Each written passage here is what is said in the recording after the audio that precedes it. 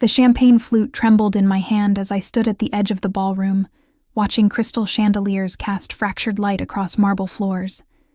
Everything here cost more than I'd earn in a lifetime. The silk drapes pooling like liquid gold, the orchestra tucked into an alcove playing something classical I couldn't name, the guests draped in diamonds that caught the light with every calculated movement. I didn't belong here. My reflection in the towering windows confirmed it. A waitress in a borrowed black dress, hair pulled back too severely, lipstick already fading from nervous biting. I'd been serving champagne at the Regent Hotel for 6 months, invisible to people like these. That's what poverty does. It makes you a ghost, moving through spaces you're never truly meant to occupy. The tray grew heavier in my aching arms. My feet screamed inside cheap heels 2 sizes too small, borrowed from my roommate who'd promised this catering gig would pay double. I needed double. I needed triple. The eviction notice taped to my apartment door gave me 2 weeks, and my mother's medical bills kept piling up in envelopes I couldn't bear to open. More champagne. A woman dripping in emeralds snapped her fingers without looking at me. I moved forward, becoming shadow again, refilling her glass while she continued her conversation as if I didn't exist. The bubbles rose and popped, and I caught the scent. Expensive. Imported. Probably worth more per bottle than my monthly rent.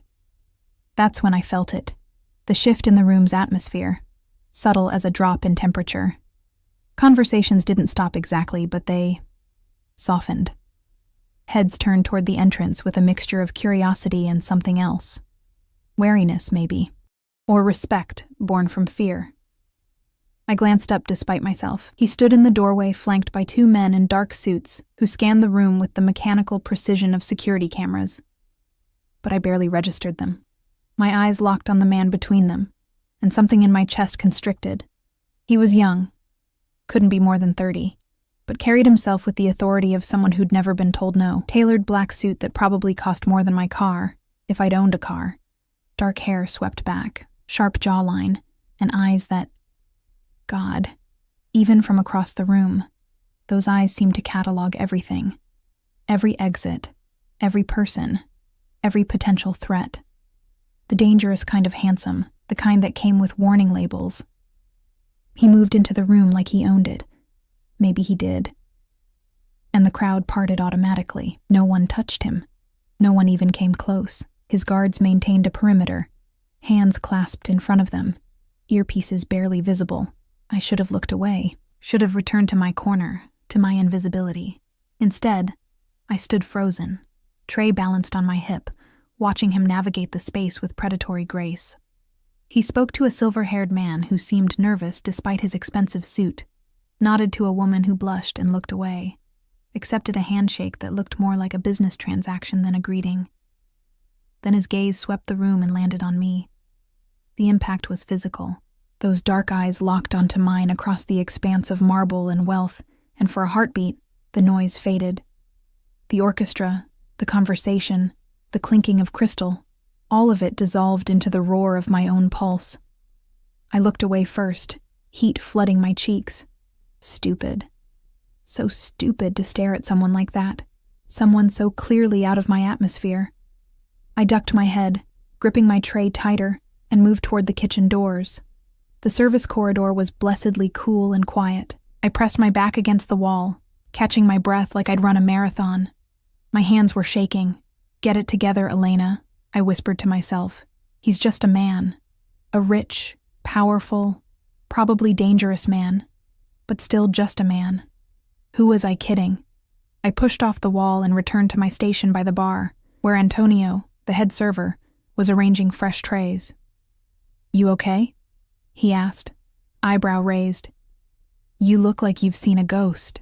Who is he?" The question escaped before I could stop it. The man who just arrived, with the guards. Antonio's expression shifted, a flicker of something between respect and fear. He leaned closer, voice dropping.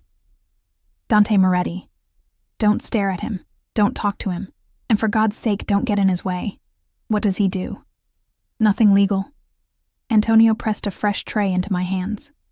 "And nothing you want to know about. Now go." Table 7 needs refills, but I couldn't help glancing back toward the ballroom as I pushed through the doors. Dante Moretti stood near the far window, speaking quietly into a phone, while one guard kept watch, and the other intercepted anyone who tried to approach. Even from here, I could see the deference in people's postures, the way they gave him space. This was his world. Power and danger wrapped in expensive fabric. And I was just passing through it, temporary and forgettable. I worked the next hour in my practiced invisibility, weaving between guests, replacing empty glasses, collecting abandoned plates. My feet had gone numb, which was almost a blessing. The kitchen staff was already whispering about tips, about which tables were generous and which treated them like furniture. I didn't expect tips. People like these didn't see people like me. "Miss!" The voice came from behind me, low and smooth, with an accent I couldn't quite place. Italian, maybe. I turned, expecting another guest demanding something. Instead, I found myself face to face with one of Dante Moretti's guards. Up close, he was even more intimidating, built like he could break me in half without effort, scar running through his left eyebrow, expression completely neutral. "Mr. Moretti requests a fresh scotch. Neat. Macallan 25 if available." My mouth went dry. Yes, of course. I hurried to the bar, relaying the request to the bartender who whistled low. "That's a $200 pour. Apparently he can afford it." The crystal tumbler felt absurdly heavy as I carried it on a small tray, weaving through the crowd toward where I'd last seen him. My heart hammered against my ribs. This was ridiculous. I was delivering a drink, not performing surgery. But when I found him near the terrace doors, alone for a moment, his guards stationed a respectful distance away, my breath caught again. He stood with his back partially to me, phone pressed to his ear, speaking rapid Italian. The terrace doors were open, letting in the cool April breeze that carried the scent of night-blooming jasmine. His profile was sharper than I'd realized, all angles and shadows, beautiful in a harsh, unforgiving way. I approached carefully, tray extended. "Your scotch, sir." He ended his call without goodbye, turning to face me fully. Up close, he was devastating. Dark eyes that seemed to see through skin to bone, full lips that had probably never smiled without calculation, and that presence, that overwhelming sense of controlled danger. "Thank you." He took the glass, fingers brushing mine for the briefest second. The contact sent electricity up my arm. I pulled back too quickly, nearly dropping the tray. His lips quirked. Barely. "Careful." "Sorry, I swallowed hard. "Is there anything else you need?" Those eyes studied me with an intensity that made me want to squirm, or run, or maybe step closer. I couldn't tell. "Your name?" It wasn't a question. "Elena." My voice came out smaller than I intended. "Elena Russo." "Elena." He repeated it like he was testing how it felt in his mouth. Then he raised the glass slightly. "This is excellent scotch, Elena. Thank you." I nodded, unable to form words, and turned to leave. "Elena." I froze, turned back. He was watching me with an expression I couldn't read. "Be careful walking home tonight. This neighborhood isn't as safe as it looks."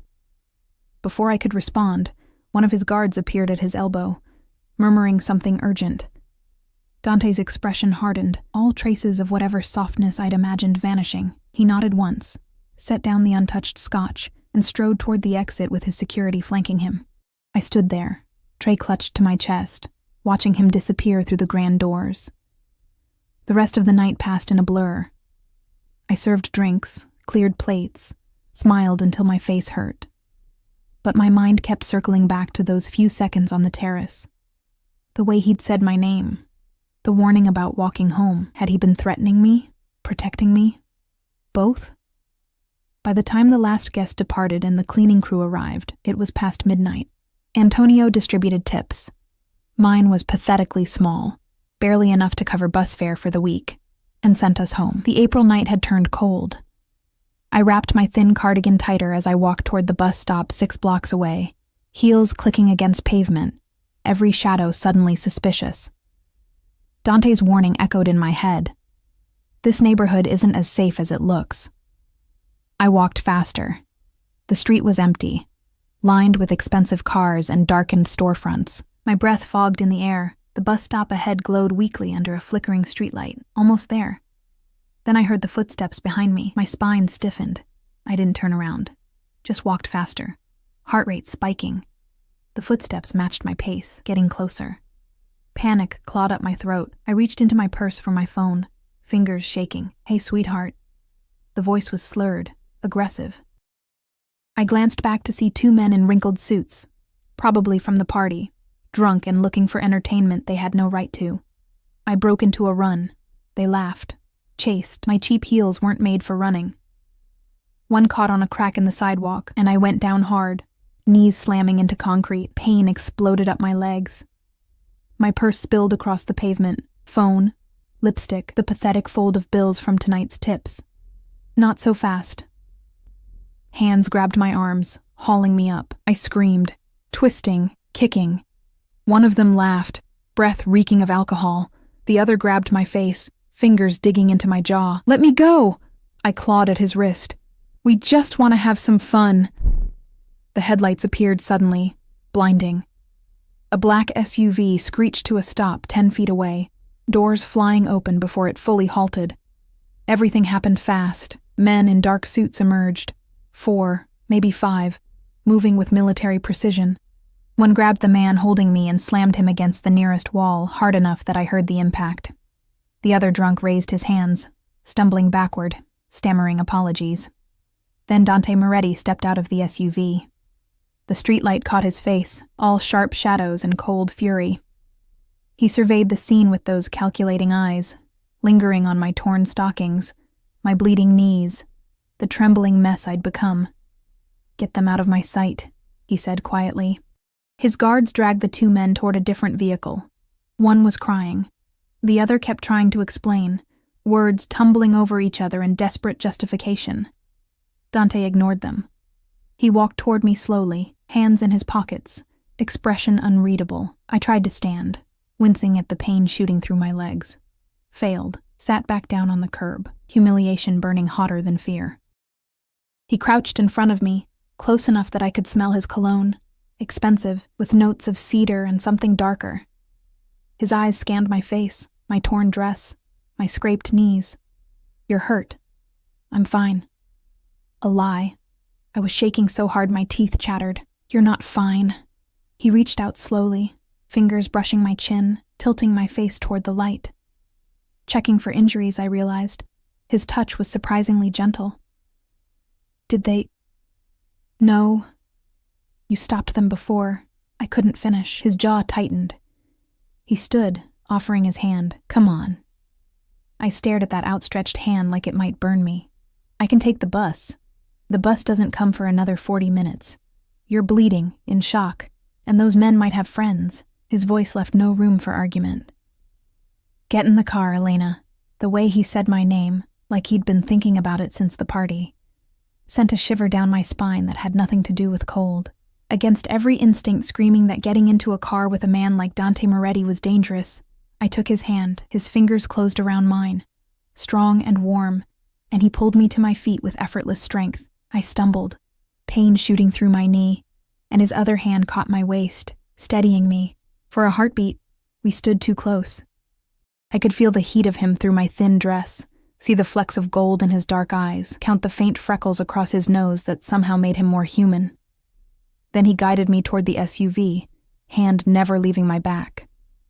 One of his guards opened the door. The interior was all black leather and tinted windows. Dante helped me inside, following, settling into the seat beside me with that same predatory grace. The door closed, sealing us in. "Where do you live?" he asked.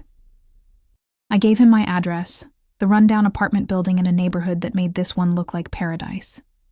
If he judged, it didn't show on his face. He relayed the information to the driver in Italian, and we pulled away from the curb. Silence filled the space between us. I pressed against the door, hyper-aware of every inch separating us. My heart wouldn't stop racing, whether from the attack or his proximity. I couldn't tell anymore. "Thank you," I whispered finally, "for stopping them." He glanced at me, expression inscrutable. "You shouldn't have been walking alone. I can't afford a car." "I know." Something about the way he said it, like he'd already looked into me, already knew things about my life I hadn't told him, made my skin prickle. How? I asked before I could stop myself. The corner of his mouth lifted, not quite a smile. I make it my business to know things. We drove through the city in silence after that, the partition between us and the driver raised. I watched the expensive neighborhoods give way to middle-class areas, then to the struggling blocks where people like me scraped by. My building came into view, crumbling brick, flickering neon sign, bars on the ground floor windows. Shame burned through me. He'd probably never set foot in a place like this. Never had to.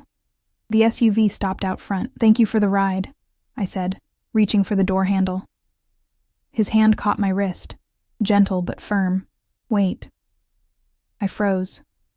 He pulled something from his jacket, a business card, heavy stock, embossed lettering, held it out to me. "If anyone bothers you again, call that number." I took the card with trembling fingers. Just a phone number. No name, no title. "Why are you helping me?" He studied me for a long moment, those dark eyes searching for something in my face. When he spoke, his voice was softer than before, almost dangerous in its gentleness. "Because when I told you to be careful tonight, I meant it." He released my wrist slowly, fingers trailing against my pulse point. "And because I don't like seeing what's mine damaged." The possessiveness in that statement should have terrified me, should have sent me running. Instead, it ignited something low in my stomach that I absolutely could not afford to feel. "I'm not yours," I whispered. His smile was sharp enough to cut. "Not yet." I didn't sleep that night. Every time I closed my eyes, I saw Dante Moretti crouched in front of me on that sidewalk, the streetlight carving shadows across his face. Felt his fingers on my wrist, heard his voice saying those words that shouldn't have thrilled me, but did. Not yet. Like my belonging to him was inevitable. A foregone conclusion. I sat at my kitchen table as dawn broke through my threadbare curtains, the business card between my fingers. Heavy cardstock, expensive. Just 10 digits embossed in black ink, nothing else, no name, no company, no explanation. My knees were bandaged now, antibiotic ointment stinging beneath the gauze. My dress hung over the bathroom door, torn and ruined. I'd never be able to afford another one. The eviction notice still taunted me from the counter. 12 days left. I made coffee in my ancient percolator, the bitter smell filling my cramped studio apartment. Through the thin walls, I could hear Mrs. Chen's television, Rodriguez's baby crying, the couple upstairs arguing in rapid Spanish, the sounds of poverty, of too many people crammed into too little space with too few options. This was my reality. Dante Moretti's world of black SUVs and bodyguards and scotch that cost more than my rent, that was a fantasy. A dangerous one. I tucked the card into my wallet anyway. Work at the diner started at 6. I showered in lukewarm water, dressed in my uniform, yellow polyester that had been washed so many times it had gone thin at the elbows, and caught the early bus downtown. My knees protested every movement, but I couldn't afford to call in sick. Maria's diner didn't offer sick days, and tips were already slim on weekday mornings. The breakfast rush was brutal. Truckers wanting coffee and eggs, construction workers arguing over the check, a regular who always tried to grab my ass when I refilled his cup. I dodged him with practiced ease, smiled until my face ached, and pretended my feet weren't screaming. By noon, I'd made $43 in tips, barely enough to buy groceries. "Table 6 needs water," Maria called from behind the counter, her accent thick despite 30 years in America. I grabbed a pitcher and headed toward the booth in the corner, then stopped dead. Dante Moretti sat in the cracked vinyl booth, looking completely out of place in his 3-piece suit, one of his guards standing by the door, another positioned near the bathrooms. He held a menu like he was actually considering the meatloaf special, but his eyes were on me. My hands started shaking, water sloshing in the pitcher. What was he doing here? You going to stand there all day, or are you going to pour the man some water? Maria's sharp voice cut through my paralysis. I forced my feet to move, approached the table with my heart in my throat. Up close, in the harsh fluorescent lighting of the diner, he was somehow even more devastating than he'd been last night. Dark circles under his eyes suggested he hadn't slept either, but it only made him look more dangerous, more real. "Good morning." My voice came out steadier than I felt. Can I get you something besides water? Coffee. Black. His eyes never left my face. And whatever you recommend for breakfast. The pancakes are good. Hash browns are edible. His mouth quirked. Pancakes, then. I wrote down the order with trembling hands, acutely aware of every customer now staring at us. At him. At his guards who looked like they'd wandered off a movie set. This was a neighborhood diner in a poor part of town. Men in $1,000 suits didn't eat here. I'll have that right out. I turned to leave. Elena. I froze. Turned back slowly. He leaned back in the booth, fingers drumming once on the scarred table. How are your knees? Heat flooded my face. Several customers were definitely listening now, not even pretending otherwise. Fine. Thank you. Good. He paused. You kept the card. It wasn't a question. How did he know? I should get your order in, I managed. His smile was faint, but unmistakable. Of course. I fled to the kitchen, where Maria grabbed my arm immediately. Who is that man? Just someone from the party last night. Just someone? Maria's eyes were sharp. Elena, men like that don't come to places like this for pancakes. Whatever this is, be careful. I nodded, but careful felt impossible when my entire body was humming with awareness. I could feel him watching me through the order window as I moved through my section, refilling coffee, taking orders, wiping down tables. When I brought his pancakes, golden and fluffy, Maria's secret recipe, he was on his phone, speaking quiet Italian. He ended the call as I set the plate down. Anything else? I asked. Sit. I'm working. Sit, Elena. Not a request. A command, delivered in that soft voice that somehow demanded obedience.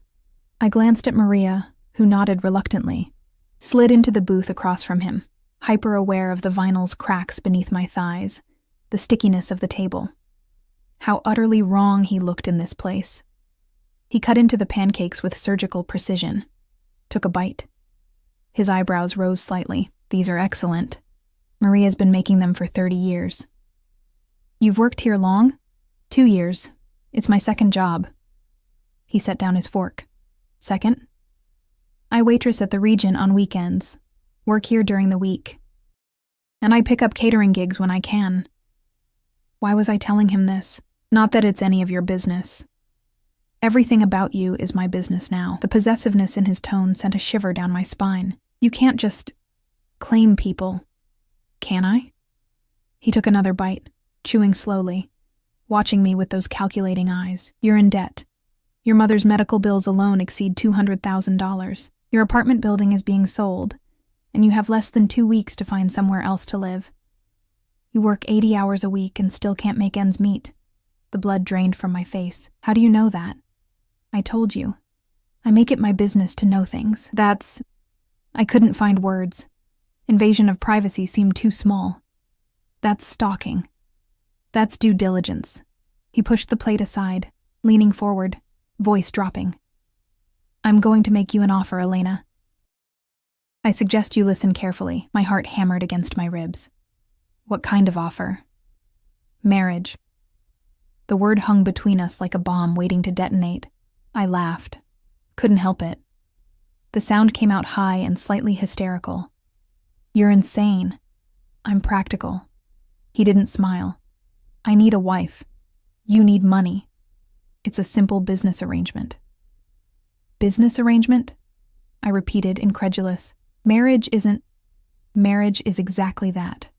A contract, an exchange of assets and benefits.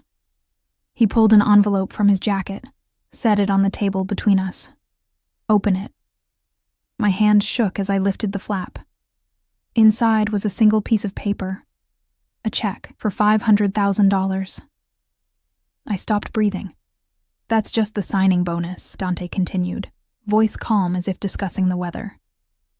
The actual contract includes full medical coverage for your mother, a penthouse apartment, a monthly allowance, and complete debt forgiveness.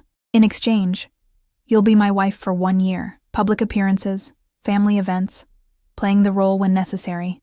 After 12 months, we divorce quietly, and you walk away with everything. I stared at the check. at more money than I'd see in 10 lifetimes, at the solution to every problem crushing me. "Why?" I whispered. "Why me?" His expression shifted, something dark flickering behind his eyes. "Because I need someone who won't ask questions. Someone who understands this is business, nothing more. Someone who'll play the part and walk away when it's over. But why marriage? Why not just hire someone?" "My grandfather is dying." The words came out flat, emotionless. "He wants to see me married before he goes. Settled. Safe. He thinks a wife will make me legitimate, keep me out of trouble." His mouth twisted. "He's wrong. But I owe him this." I looked at the check again. $500,000. My mother's surgery. A real apartment. Food that wasn't ramen. A future that didn't involve working myself to death. But marrying a stranger? A dangerous man who'd investigated my entire life without permission? Who looked at me like I was a problem to be solved rather than a person. "I can't," I breathed. "You can't afford not to." He leaned back, adjusting his cufflinks with practiced ease. "I'm not asking you to love me, Elena. I'm not even asking you to like me. I'm offering you a way out of the hole you're drowning in. 1 year of pretending, and you're free. What if I say no?" His smile was sharp. "Then you go back to working yourself to death. Lose your apartment. Watch your mother's condition deteriorate because you can't afford her medication. And hope those men from last night don't have friends who remember your face." The threat was implicit, but clear. He could protect me. Or he could withdraw that protection. That's blackmail. That's reality. He stood, dropping cash on the table. Far too much for pancakes and coffee. "You have 24 hours to decide. My number's on the back of the check." He walked out, his guards falling into step behind him, leaving me sitting in the booth with a check for $500,000 burning a hole in my hand. Maria appeared at my elbow. Dios mío. What was that about? I couldn't answer. Couldn't breathe. Couldn't think past the number on that check and the impossible choice it represented. The rest of my shift passed in a fog. I spilled coffee, forgot orders, moved through the motions like a ghost. When my replacement arrived at 3, I caught the bus home in stunned silence. The apartment felt even smaller than usual. The walls pressing in, the ceiling too low, the single window facing a brick wall that blocked out most of the sun. This was my life. This cramped, suffocating box where I counted pennies and rationed meals and prayed nothing else would break because I couldn't afford to fix it. I pulled out my phone, dialed my mother's care facility. "Sunny Meadows, how can I help you?" "This is Elena Russo. I'm calling about my mother, Catherine Russo." "1 moment, please." The hold music was aggressively cheerful. I paced my tiny kitchen, 3 steps in each direction. "Ms. Russo?" The administrator's voice was professionally sympathetic. "I'm glad you called. We need to discuss your mother's account. You're currently 3 months behind on payments and—" "I know. I'm working on it. I understand. But we may need to transition her to the state facility if we can't resolve this soon. She requires specialized care that—" "How much?" I interrupted. "How much to get current and cover the next 6 months?" A pause. "Approximately $68,000. I looked at the check on my counter, at the solution to everything, at the price tag attached to it. "I'll have it by the end of the week," I heard myself say. After I hung up, I sat at my kitchen table and stared at Dante's check until the numbers blurred. 1 year. Just 1 year of pretending to be someone's wife. Someone I didn't know. Someone dangerous. But my mother would get the care she needed. I'd have a roof over my head. Food. Safety. I picked up my phone again, flipped the check over. His number was written in bold, precise handwriting. My finger hovered over the call button.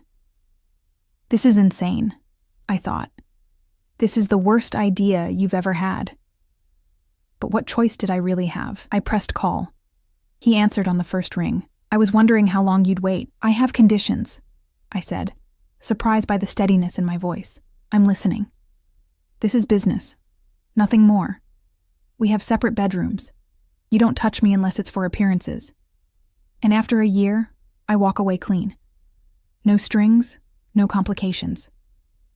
Agreed. And I want it in writing. A real contract. Legal. My lawyer will have it ready by tomorrow. A pause. Does this mean you're accepting? I closed my eyes, thought of my mother's face, the eviction notice, the endless cycle of poverty I'd been trapped in since birth. Yes, I whispered, I accept. Good. Satisfaction colored his voice. A car will pick you up tomorrow at 6. Bring whatever you want to keep. Everything else will be provided. Tomorrow? Panic spiked through me. That's too fast. We don't have time to waste. The wedding is in 3 days. 3 days? My voice came out strangled. You can't plan a wedding in 3 days. I can plan anything in 3 days. His tone was final. 6 o'clock, Elena. Don't be late. He hung up. I sat in my apartment, phone pressed to my ear, listening to dead air and wondering what I'd just agreed to. The check sat on the table, gleaming like a devil's bargain, because that's exactly what it was. I'd just sold myself to Dante Moretti for the price of my mother's life and my own survival. And God help me, I didn't know if I'd made the best decision of my life or signed my own death warrant. The sun set beyond my brick wall window, shadows creeping across the floor, and I sat in the growing darkness with a check that would change everything, and a fear that whispered I'd just stepped into a cage I'd never escape. Tomorrow, my old life would end. Tomorrow, I'd become Mrs. Dante Moretti. Tomorrow, I'd learn exactly what price I'd really agreed to pay. The black SUV arrived at exactly 6 o'clock. I stood on the sidewalk with 2 garbage bags containing everything I owned. Some clothes, a few photos, my mother's jewelry box, a handful of books I couldn't part with. Pathetic, really. 26 years of life reduced to trash bags. The same guard from the diner, I'd learned his name was Marco, loaded my bags into the trunk without comment. His expression remained neutral, but I caught something that might have been pity flash across his face. Miss Russo, he said, opening the rear door. The interior smelled like leather and expensive cologne. Dante sat in the far seat, typing on his phone, barely glancing up as I climbed in. He wore another impeccable suit, charcoal this time, with a burgundy tie that probably cost more than my entire wardrobe. The door closed. We pulled away from my building, from the only home I'd known for 2 years. I didn't look back. You travel light, Dante observed, still focused on his screen. I don't have much worth keeping. That will change. He finally looked at me, dark eyes scanning my face with that unnerving intensity. You look exhausted. I didn't sleep. Second thoughts? About 1,000 of them. I gripped my purse tighter. But I already cashed your check this morning. Paid my mother's facility through the end of the year. So I guess I'm committed now. His mouth curved slightly. Smart. Securing your interest before the contract is even signed. You said you'd have it ready today. I did. He reached into his briefcase, pulled out a thick document bound in leather. My lawyer worked through the night, read it carefully. Ask questions. Once you sign, the terms are binding. I took the contract with trembling hands. The weight of it felt ominous. Flipped to the first page and started reading. The language was dense, legal jargon that made my head spin, but the key points emerged clearly. 1-year marriage contract, $500,000 signing bonus, already paid. Monthly allowance of $20,000. Penthouse apartment in his building, separate bedroom. Full medical coverage for my mother. All my debts cleared.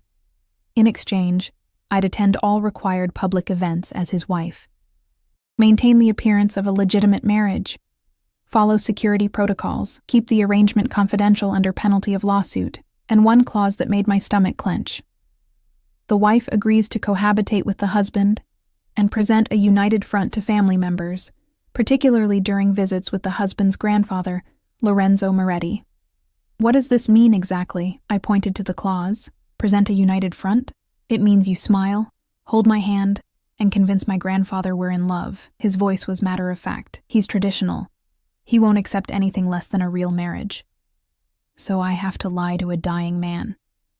You're being paid very well to lie. No apology in his tone. Is that a problem? I stared at the contract, at the life raft it represented. No problem. We drove in silence while I read through the remaining pages. Terms of divorce after 1 year, division of assets. I kept everything he'd given me, non-disclosure agreements, penalty clauses if I violated the terms. It was airtight, cold, transactional. Exactly what he'd promised. There's nothing here about... I paused, choosing words carefully. Physical expectations, because there are none. He set his phone aside, giving me his full attention. I told you. Separate bedrooms. This is business. I won't touch you unless it's necessary for appearances, holding hands, an arm around your waist at events, nothing more. And you expect me to believe you'll be okay with a celibate marriage for a year? His smile was sharp. I didn't say I'd be celibate. I said I wouldn't touch you. He leaned forward slightly. What I do outside our arrangement is my business. As long as you're discreet, what you do is yours. The implication hung heavy between us. An open marriage. Freedom to seek satisfaction elsewhere. It should have been a relief. Instead, something uncomfortable twisted in my chest. I see. I looked back at the contract, unable to meet his eyes. Where do I sign? He produced a pen. Heavy, expensive, probably worth more than my old rent. Handed it to me. I signed on the designated lines, my signature looking childish next to his bold scrawl. With each stroke of the pen, I felt the cage door closing. Congratulations, Elena. He took the contract back, tucking it into his briefcase. In 3 days, you'll be Mrs. Moretti. The SUV turned into an underground parking garage, descending past numbered levels until we reached what must have been private parking. Only 3 cars here, a sleek sports car that looked like it belonged in a museum, another SUV identical to this one, and a motorcycle that gleamed under the fluorescent lights. This is home, Dante said as we exited the vehicle. A private elevator required a key card. We rode up in silence, my reflection in the polished doors, showing a pale, terrified woman standing next to a man who looked carved from marble. The elevator opened directly into the penthouse. I stepped out and forgot to breathe. Floor-to-ceiling windows overlooked the city skyline. The space was massive, all clean lines, modern furniture, and art that probably cost more than most people's houses. Kitchen with marble countertops and appliances I'd only seen in magazines. Living area that could fit my old apartment 3 times over. Your room is this way. Dante led me down a hallway, Marco following with my pathetic garbage bags. He opened a door to a bedroom that made me want to cry. King-sized bed with crisp white linens. Ensuite, bathroom with a soaking tub. Walk-in closet currently empty except for my 2 bags looking lost in the corner. The closet will be filled by tomorrow, Dante said. A stylist will come in the morning to take your measurements. You'll need appropriate clothing for the wedding and subsequent events. I can buy my own clothes. The words came out defensive. Not the kind you'll need. His tone wasn't cruel, just factual. The people will be around judge everything. Shoes, jewelry, how your dress fits. I won't have my wife looking, he trailed off. Poor, I finished bitterly. Out of place? I was going to say uncomfortable. He moved toward the door. But yes, in this world, appearance is everything. You need to look like you belong. I'll never belong in your world. He paused in the doorway, looking back at me with an expression I couldn't read. No, you won't, but you'll learn to pretend convincingly. That's all that matters. He left, closing the door behind him. I stood in the center of my golden cage, surrounded by luxury I'd never dreamed of, and felt more trapped than I ever had in my cramped studio. That night, I soaked in the enormous bathtub until my skin pruned, trying to wash away the feeling that I'd made a terrible mistake. The water was hot enough to hurt, but I welcomed the pain. It felt real. Everything else felt like a dream. Or a nightmare. The next morning, I woke to knocking.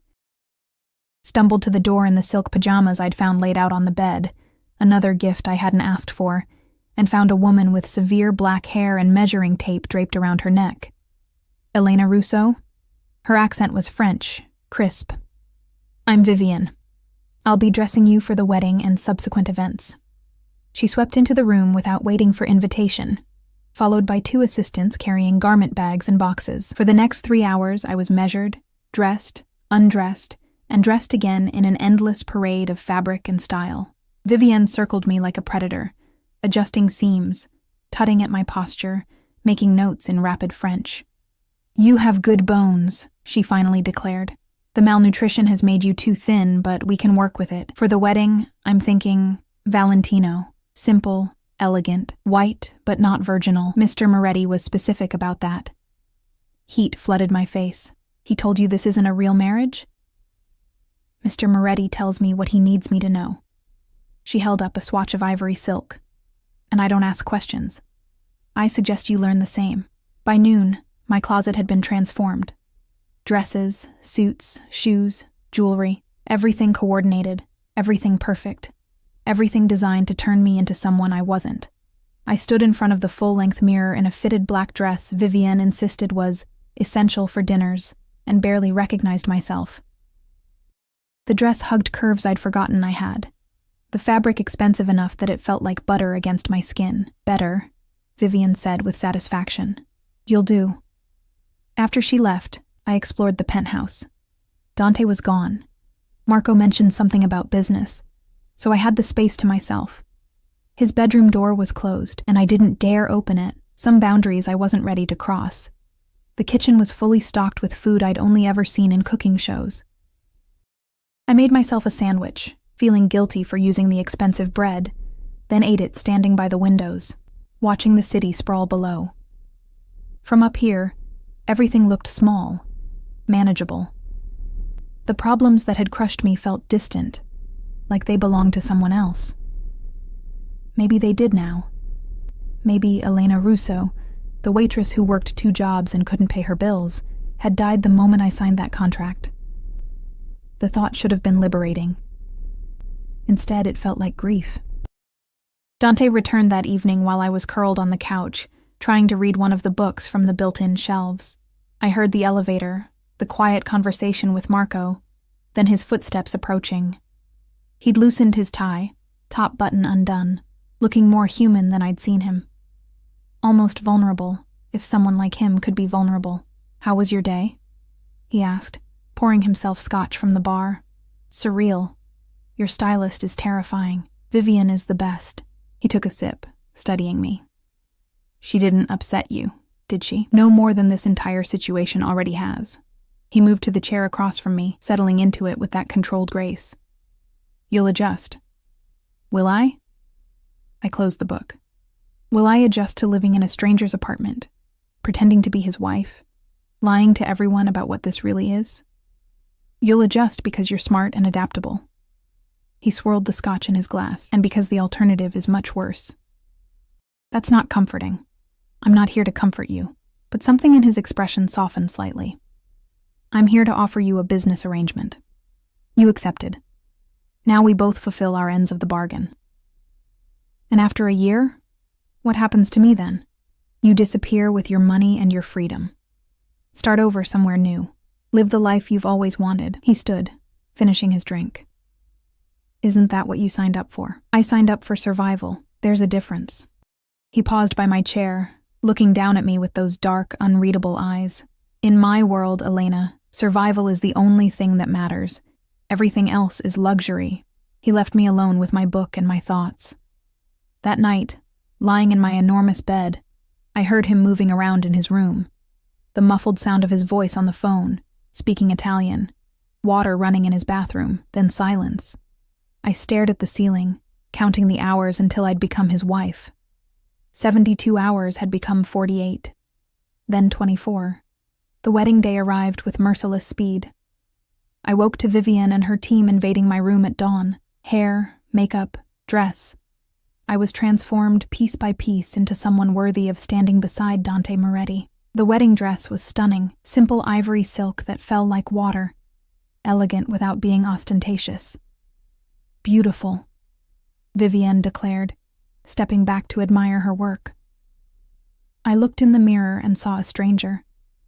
Someone polished and perfect and utterly false. The wedding was small, just immediate family, Dante had said. His grandfather Lorenzo, a handful of cousins, his mother, no friends, no one who knew the truth. We married in the penthouse, a judge officiating, afternoon sun streaming through the windows. I spoke my vows in a voice that didn't shake, slipped the ring onto Dante's finger with steady hands, and let him kiss me for the first time. His lips were soft, the kiss chaste and brief, meant for the audience of his family. But even that brief contact sent electricity through me that I absolutely could not afford to feel. When he pulled back, his eyes held mine for a fraction too long. Something flickered there. Surprise, maybe, or recognition of the same unwanted spark. Then it was gone, and he turned to accept congratulations from his grandfather. Lorenzo Moretti was exactly as I'd imagined. Elderly, sharp-eyed despite his illness, watching me with open calculation. When he took my hand, his grip was surprisingly strong. "Welcome to the family, Elena." His English was thickly accented. "My grandson has made a good choice," I smiled, playing the role. "Thank you, I'm honored to be part of it. You'll make him happy, yes? Keep him safe?" The weight of his expectation pressed down on me. This was why Dante needed me, to ease this man's worry, to give him peace before he died.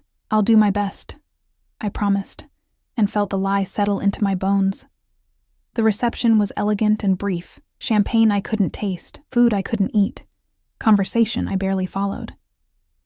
Dante stayed close, hand at the small of my back, playing the attentive husband with practiced ease.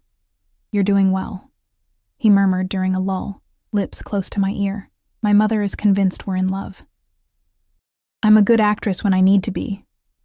I'm counting on it." His hand tightened slightly on my waist, possessive. "We have one more performance tonight. Family dinner at my grandfather's estate, then you're free until the next event." Free, the word tasted bitter. "In my golden cage, better than your old one," he countered. He wasn't wrong. The dinner was endless. Lorenzo's estate was massive, old money dripping from every surface. The dining room table could seat 20, crystal chandeliers overhead, paintings that probably belonged in museums. I sat beside Dante, his wife now legally and publicly, and played my part. Laughed at appropriate moments, answered questions about our courtship, with the story we'd rehearsed, accepted congratulations from cousins whose names I'd already forgotten. Dante's hand found mine under the table, lacing our fingers together. For show, I told myself, just for show. But his thumb traced circles on my palm, and I couldn't tell if he was even aware he was doing it. When we finally left, it was past midnight. I collapsed into the SUV, exhausted in ways I'd never been. "You did well tonight," Dante said as we drove home. Home. When had I started thinking of his penthouse as home? I survived it. That's all that's required. He loosened his tie, looking as tired as I felt. "The hard part is over. From here, it's just maintaining appearances." "Just?" I laughed, brittle. "I just married a man I don't know, lied to his dying grandfather, pretended to be in love for an audience who'll judge my every move. Nothing about this is just anything." He looked at me then, really looked, and for the first time I saw something crack in his controlled facade. "I know this isn't what you wanted, Elena. I know I'm asking you to sacrifice more than money can repay, but I needed this. My grandfather needed this, and you needed survival." I finished quietly. "I know." We rode the rest of the way in silence. Back at the penthouse, I retreated to my room immediately, desperate to shed the dress, the makeup, the performance. But my hands fumbled with the hidden zipper, exhaustion and stress making me clumsy. A knock on my door.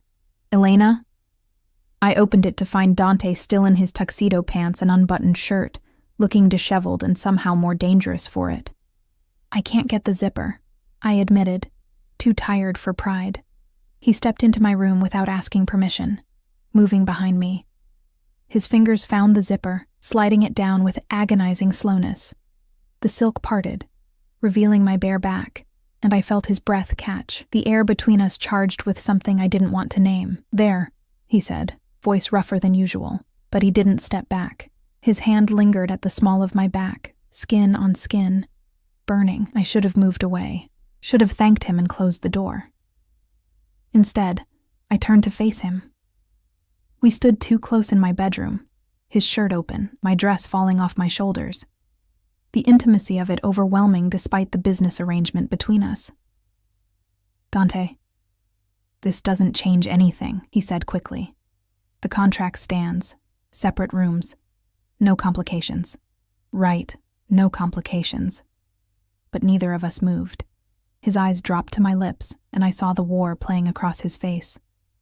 Want versus control. Desire versus the terms we'd agreed to. Control won. It always would with him. He stepped back, breaking the spell. "Good night, Elena." "Good night." He left, closing the door softly behind him. I stood alone in my wedding dress, half undone, feeling the ghost of his touch on my skin. We'd been married less than 12 hours, and already the lines we'd drawn were blurring. This was supposed to be simple, a business arrangement. 1 year, and done. But nothing about Dante Moretti was simple. And I was beginning to realize I'd underestimated the cost of this bargain. The dress pulled at my feet, silk and lace and lies, and I wondered how I'd survive a year of this without losing myself completely. 3 weeks into the marriage, I learned that Dante Moretti didn't sleep. Or if he did, it was in fragments I never witnessed.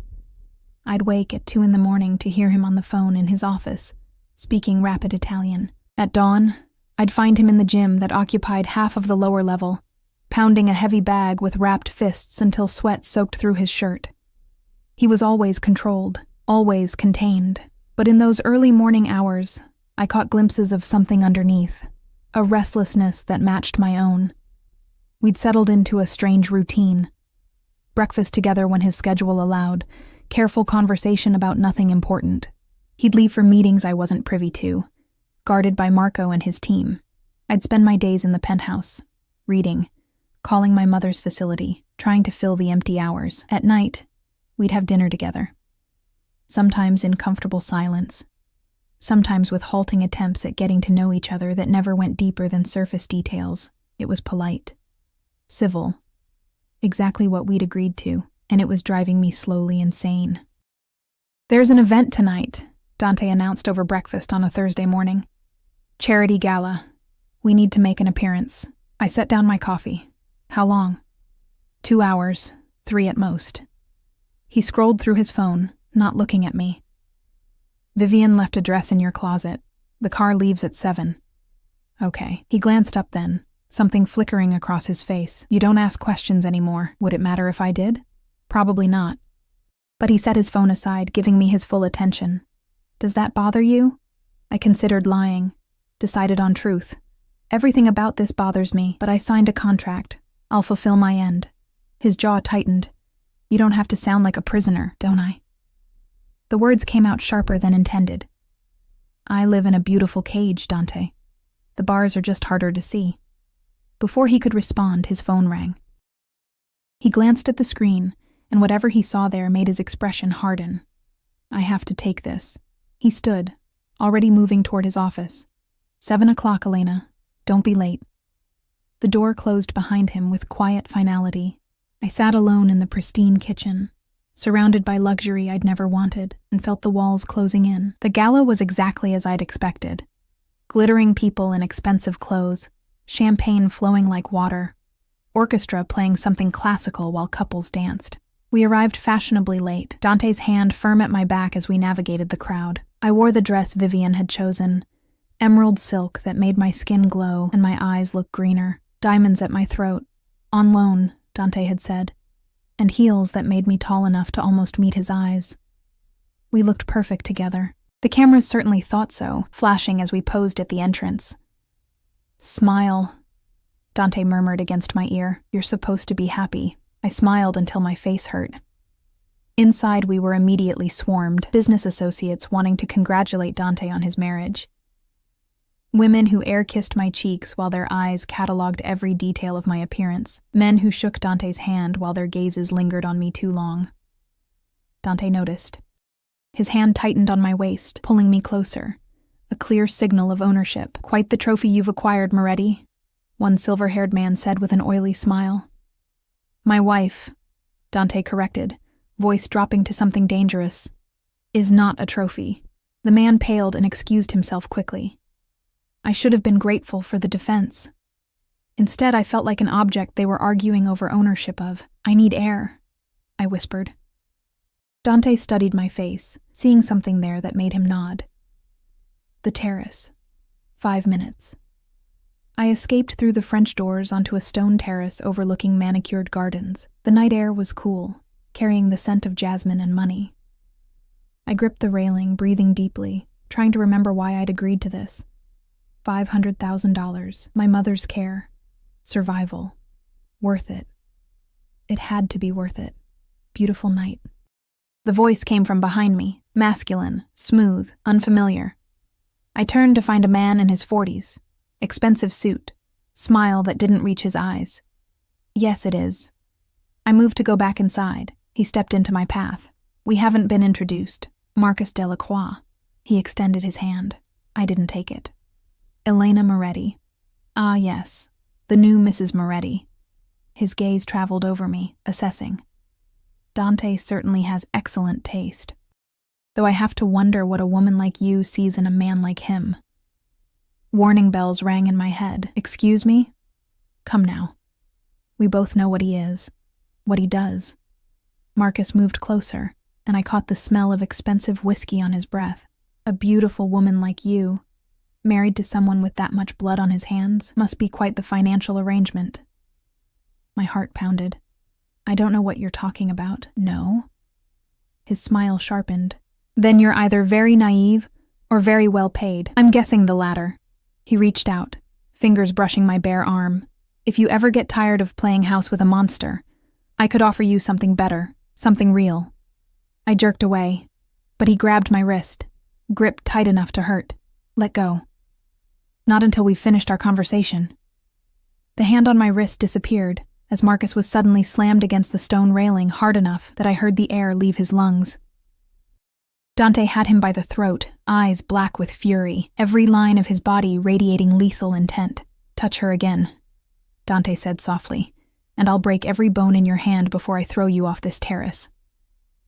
Marcus's face turned purple. I was just talking. You were touching my wife. The emphasis on the last word was pure possession. Without her permission, that's the last mistake you'll make tonight. He released Marcus, who stumbled away, gasping. Marco appeared from nowhere, he and another guard flanking Marcus. Sir, escort Mr. Delacroix out. Make sure he understands he's not welcome at any events I attend. Dante's voice was ice. Ever. They dragged Marcus away, his protests fading as they disappeared into the garden. Dante turned to me, fury still etched across his features. Did he hurt you? I rubbed my wrist where Marcus had grabbed me. I'm fine. Let me see. He took my hand gently, examining my wrist. A red mark was already forming, his jaw clenched. I should have broken his hand. You threatened to throw him off a terrace. I still might. He released my hand slowly. No one touches you. No one threatens you. I don't care who they are or what business we have with them. You're mine to protect. The possessiveness in his voice should have scared me. Instead, heat flooded through me. I'm not actually yours, I reminded him quietly. This is just a contract. I know. But his eyes said something different. Doesn't change the fact that while you wear my ring, you're under my protection. That means something in my world. What does it mean? He stepped closer, and I could smell his cologne, feel the heat of him. It means anyone who hurts you answers to me. It means you're safe, Elena, always. We stood too close on the terrace, his words hanging between us like a promise, or a threat. I couldn't tell which. We should go back inside, I managed. No. He pulled out his phone, texted something. We're leaving. I'm done with this circus. But you said... I don't care what I said. He took my hand, lacing our fingers together. You're shaking. We're going home. The drive back was silent. Dante still held my hand, thumb tracing patterns on my palm like he had at the wedding. I didn't pull away. Couldn't bring myself to break the contact. At the penthouse, he walked me to my bedroom door. Thank you, I said quietly. For tonight. For defending me. His expression softened fractionally. You don't have to thank me for that. Still, I searched for words. It felt real, for a moment. Something flickered in his eyes. Elena. Whatever he was going to say died as his phone rang. He glanced at it, and I saw his entire body tense. I have to take this, but he hesitated. looking at me like he wanted to say something else. "Get some rest. We'll talk tomorrow." He answered the call, already walking toward his office, voice dropping into Italian. I went into my room and closed the door, leaning against it. My wrist still tingled where Marcus had grabbed me. But more than that, I could still feel Dante's hand in mine, the way he'd defended me without hesitation. The fury in his eyes when he'd seen someone hurting me. You're mine to protect. This was supposed to be business, a transaction, nothing more. But the way Dante had looked at Marcus, like he'd kill him for touching me, that wasn't business. And the way my heart had raced when Dante held my hand, when he called me his wife with such conviction, that wasn't professional distance. The lines were blurring, had been blurring since the moment I signed that contract. I changed into pajamas and climbed into bed, but sleep wouldn't come. Through the walls, I could hear Dante's voice, sharp and angry, an argument in Italian that went on for over an hour. When silence finally fell, I heard his footsteps in the hallway. They paused outside my door.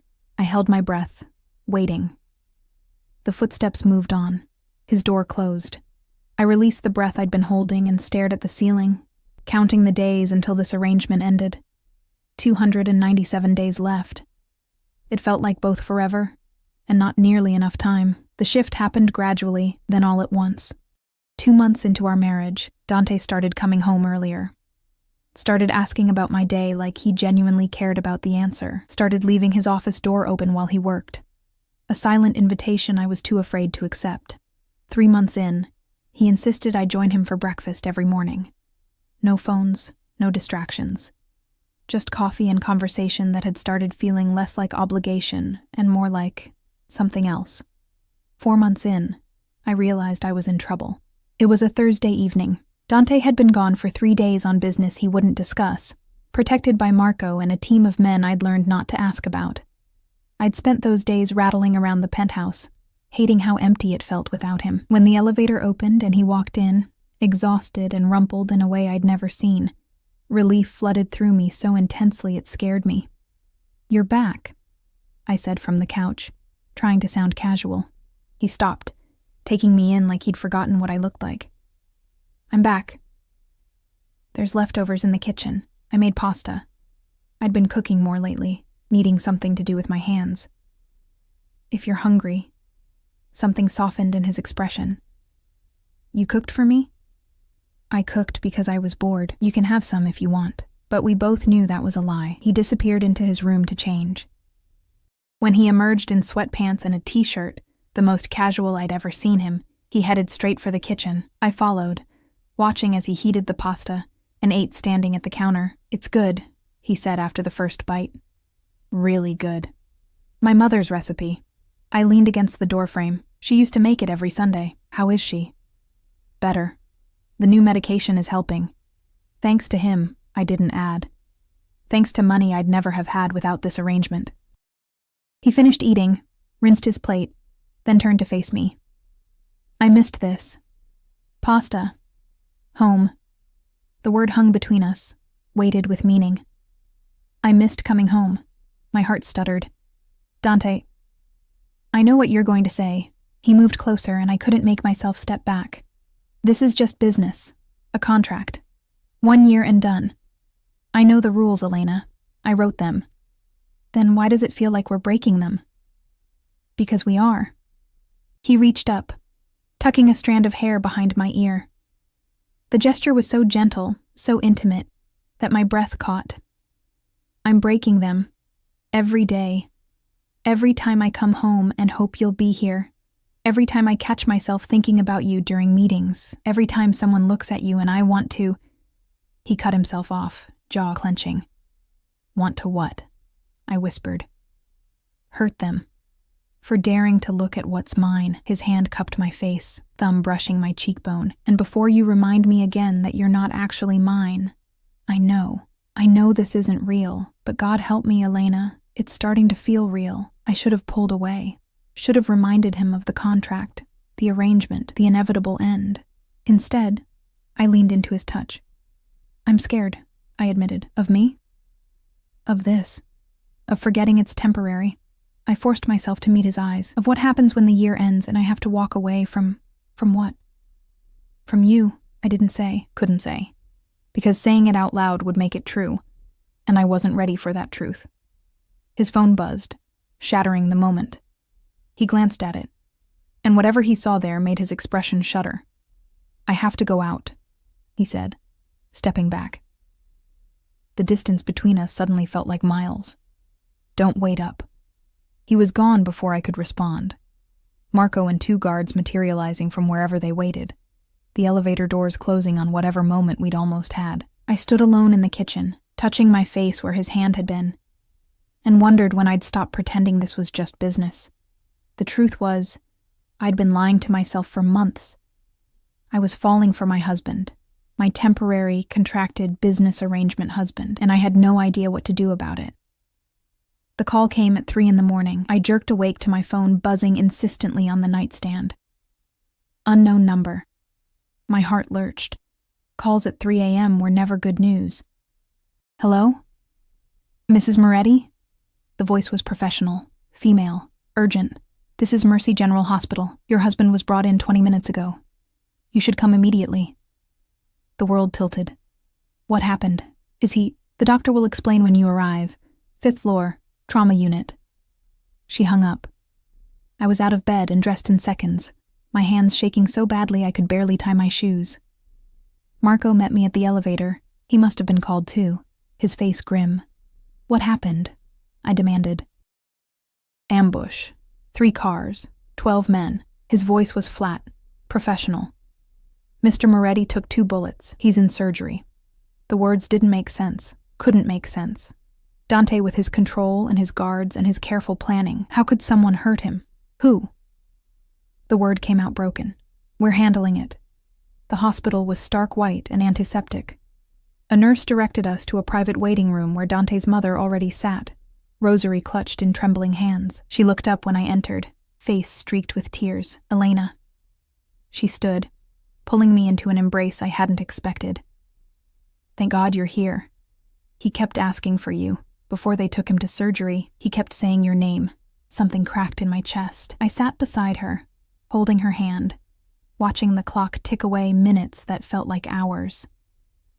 Marco stood by the door, phone pressed to his ear, orchestrating whatever response Dante's organization was mounting. Lorenzo arrived with 2 of Dante's cousins. More family materialized. They filled the waiting room with quiet conversation and prayers, a reminder that beneath the danger and the darkness, these people loved him, and so did I. The realization hit like a physical blow. I loved him. Not the careful, guarded version he showed the world. Not the business arrangement or the contract or the protection he offered. I loved the man who came home exhausted and ate my pasta, who defended me without hesitation, who looked at me like I was something precious, even while reminding us both it was temporary. I loved Dante Moretti, and he might die without knowing. The surgeon emerged 4 hours later, still in scrubs, exhaustion evident in every line of his body. He's stable, he announced, and the room released a collective breath. 1 bullet missed major arteries. The other did some damage to his shoulder, but we repaired it. He'll need physical therapy, and recovery will take time, but he should make a full recovery. Can I see him? I asked before anyone else could. The surgeon nodded. He's in ICU, family only, 2 at a time. Dante's mother looked at me, reading something in my face. You go first, Elena. He'd want that. The ICU was quiet, except for the beeping of monitors. A nurse led me to his room, warned me about the tubes and machines, then left me alone with him. He looked smaller in the hospital bed, vulnerable in a way I'd never seen. His chest was bandaged, arms bruised from IVs, face pale beneath his tan, but he was breathing. Alive. I pulled a chair close, taking his hand carefully, mindful of the IV. You idiot, I whispered. You absolute idiot. You're supposed to be untouchable. You're supposed to be safe. His fingers twitched in mine. I know you probably can't hear me, but I need to say this. I pressed my forehead against our joined hands. I love you. I know I'm not supposed to. I know this violates every term of our agreement, but I love you, Dante Moretti. And you better wake up so I can tell you properly, so I can fight about it. so we can figure out what the hell we're going to do about this mess we've made. Elena. His voice was hoarse, barely audible. My head snapped up. His eyes were open, cloudy with pain medication but focused on me. You're awake. Oh, God, you're awake. Tears spilled down my cheeks. Don't ever do that again. Do you hear me? Don't ever. You love me, he interrupted, the corner of his mouth lifting slightly. That's what you focus on? You just got shot twice. You love me, he repeated, wonder in his voice. His hand tightened on mine. Say it again. I love you, you impossible man. I was crying and laughing and furious all at once. And you better love me back because I've wasted 4 months pretending I didn't feel this way. And if this is one-sided, I'm going to— He pulled me down with surprising strength, kissing me through the pain medication and the tears and the machines, not the chaste kiss from our wedding. This was real, desperate, full of everything we'd been holding back. When we broke apart, he pressed his forehead to mine. I fell in love with you the night you spilled champagne on your tray because I made you nervous. Everything since then has been me trying to convince myself it was just business. We're terrible at business then, the worst. He kissed me again, softer this time. The contract. Burn it. I don't care about the money or the apartment or any of it. I just want you. The real you, not the arrangement. Elena. My name was a prayer on his lips. I'm not an easy man to love. My world is dangerous. People will always be trying to hurt me. Which means they'll try to hurt you. Are you sure? I've never been more sure of anything. I cupped his face, careful of his injuries. We'll figure it out together. The danger, the complications, all of it. As long as you promise me this is real now. No more contracts, no more pretending, no more pretending, he agreed. Just you and me, for however long you'll have me. That's going to be a very long time. I kissed him again, tasting salt from my tears. You're stuck with me now, Mr. Moretti. Best contract I ever signed. Recovery took months. Dante was a terrible patient, impatient with physical therapy, frustrated by his limitations, pushing himself too hard too fast. I learned to be stern with him, to hide his work phone when he needed rest, to threaten him with his mother when he wouldn't listen to doctors. We also learned each other, really learned each other, without the walls we'd built. He told me about his childhood, about losing his father young, about the weight of the family business he'd inherited. I told him about my mother's illness, about the poverty that had shaped me, about dreams I'd given up before I met him. We fought. Passionate, fierce arguments about his protection detail, my stubborn independence, the balance between his dangerous world and my need for normalcy. But we always came back together, learning that loving each other meant accepting all the complicated, messy parts. Lorenzo passed away 6 months into our marriage, peacefully in his sleep. At the funeral, surrounded by family, Dante held my hand and whispered, "He died happy. Because of you. Because he thought I'd found love." He wasn't wrong, I whispered back. No, he wasn't. The 1-year mark came and went without mention. We burned the contract in the fireplace one night, watching the paper curl and blacken, the terms that had brought us together turning to ash. What now? I asked, curled against his side on the couch. Now we start over, a real marriage, real vows. He tilted my face up. Marry me again, Elena, not for business or contracts or convenience. Marry me because you love me, because I love you, because I can't imagine my life without you. We're already married. Not really. Not in any way that counts. He pulled out a ring, not the one from our contract wedding, but something new, a single diamond, simple and perfect. Marry me for real this time. Say yes because you want forever, not just a year. I looked at the ring, at his face, at the future stretching ahead of us, complicated and dangerous and beautiful. Yes, I said. Yes to forever. Yes to real. Yes to all of it. He slid the ring onto my finger, and this time, when he kissed me, it tasted like promises we'd actually keep. We married again 3 months later. Small ceremony, just close family, in the garden of Lorenzo's estate. I wore white, virginal this time, Vivian had said with a knowing smile. And Dante couldn't stop staring at me like I was something miraculous. When we said our vows, there were no lies, no performance. Just two people who'd found each other in the strangest way possible and decided to choose each other every day after. "I love you," he said when the priest pronounced us married. "My wife, my Elena. Mine, yours," I agreed, "and you're mine. Forever." "Forever," he promised. And this time we both knew it was real. The contract had brought us together, but love, messy, complicated, impossible love, that's what made us stay. Years later, standing in the same penthouse where our arrangement had begun, I'd sometimes pull out the old contract from the safe where Dante had saved it, a reminder of where we'd started. "Regretting it yet?" he'd ask, wrapping his arms around me from behind. "Never," I'd say, turning in his embrace. "Best business decision I ever made. Worst contract I ever wrote. Best husband I ever had. I'm your only husband. Exactly." And he'd kiss me like he had that first time in the hospital, desperate and real and full of forever. Our story started with a lie, a business arrangement, a contract meant to last 1 year and end cleanly. But some lies become truth, some arrangements become forever. And some contracts lead to the kind of love that rewrites all the rules. We'd found our ending, or rather, our beginning, and it was real. Finally. Wonderfully,